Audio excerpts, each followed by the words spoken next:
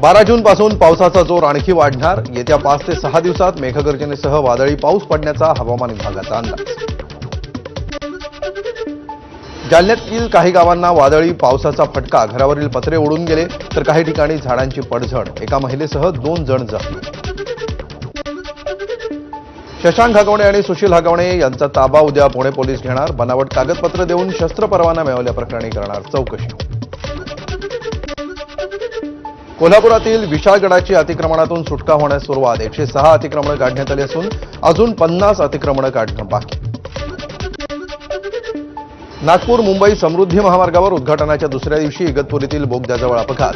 अपघाताचा थरारक CCTV footage समोर.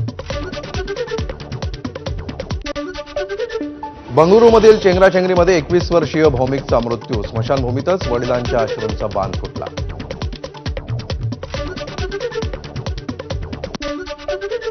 बंगळुरूमध्ये आरसीबीच्या विजयी जल्लोषावेळी चेंगराचेंगरीत मृत्यू झालेल्यांच्या कुटुंबियांना 25 लाखांची मदत दिली जाणार.